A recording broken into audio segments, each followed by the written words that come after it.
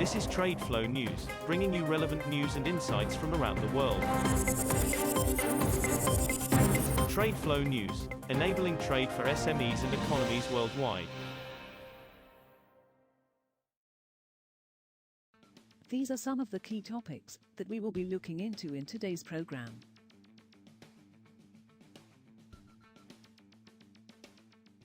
First, let's take a look at the overnight headlines which are impacting the commodity markets. Oil prices slipped on Tuesday amid uncertainty about the global economic outlook following the US-EU trade deal, and as investors awaited the US Federal Reserve's interest rate decision. Brent crude futures were down 6 cents, or 0.1%, to $69.98 a barrel at 0425 GMT, while U.S. West Texas Intermediate crude was at $66.60, down 11 cents, or 0.2%. The trade agreement between the United States and the European Union, while imposing a 15% import tariff on most EU goods, sidestepped a full-blown trade war between the two major allies that would have rippled across nearly a third of global trade and dimmed the outlook for fuel demand. An OPEC Plus panel on Monday stressed the need for full compliance with oil production agreements, ahead of Sunday's separate gathering of 8 OPEC Plus members to decide on increasing oil output for September. Ministers from the Joint Ministerial Monitoring Committee, which includes top energy ministers from the Organization of the Petroleum Exporting Countries and allies led by Russia, convened online for brief talks. The JMMC meets every 2 months and has the power to call for a full meeting of OPEC Plus to address market developments if deemed necessary. Moving on to the top news in the energy sector. Saudi Arabia, the world's biggest oil exporter, may hike crude oil prices for Asian buyers for the second month in a row, with September prices set to hit 5-month highs on tight supply and robust demand, refining sources said. The September official selling price for flagship Arab light crude may rise 90 cents to $1.05 a barrel from August to between $3.10 and $3.25 a barrel, which would be the highest in 5 months, 5 refining sources said in a Reuters survey.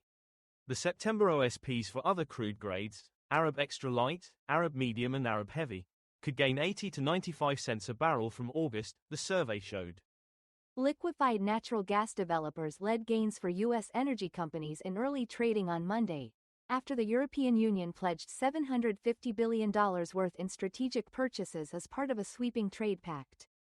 The framework trade deal, which ended months of uncertainty for industries and consumers on both sides of the Atlantic, calls for strategic purchases, covering oil, gas, and nuclear fuel, during U.S. President Donald Trump's term in office. Next decade, Venture Global and Cheniere Energy jumped between 3.5% and nearly 7%, with the deal bolstering the prospects for American LNG exporters as they expand to meet growing demand for cleaner burning fuels.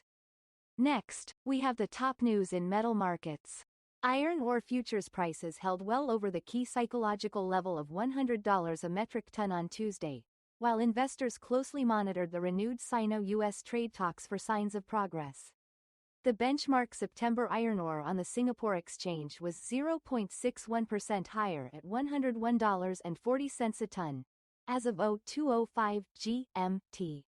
The most traded September iron ore contract on China's Dalian Commodity Exchange traded 0.57% lower at 788 yuan and 50 fen, $109.86 a ton.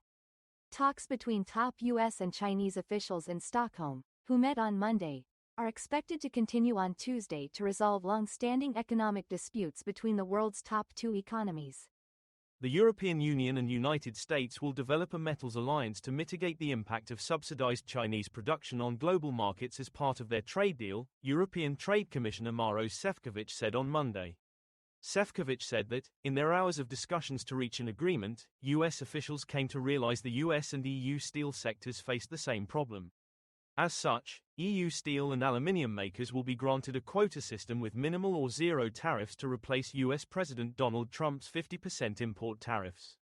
The agreement is clear prospect of joint action on steel, aluminium, copper and the derivatives in what I'd like to call a metals alliance, effectively creating a joint ring fence around our respective economies through tariff rate quotas at historic levels with preferential treatment, Šefčovič told a press conference. We will now look at the top news in the agricultural sector. The condition of the U.S. corn crop worsened slightly over the past week, the U.S. Department of Agriculture said on Monday, though the decline was not expected to significantly diminish the harvest. The USDA also said in a weekly report that the condition of the nation's soybeans improved, surprising analysts who expected the crop's rating to slip. The United States is projected to harvest its largest corn crop in history this autumn after farmers expanded plantings and farm fields benefited from largely favorable weather. That is all for today's news on commodity markets. Stay tuned to TradeFlow News as we continue to provide you with more updates. We also invite you to follow us on Twitter at TradeFlow News, which allows you to watch our program on your mobile device or desktop to receive information from there.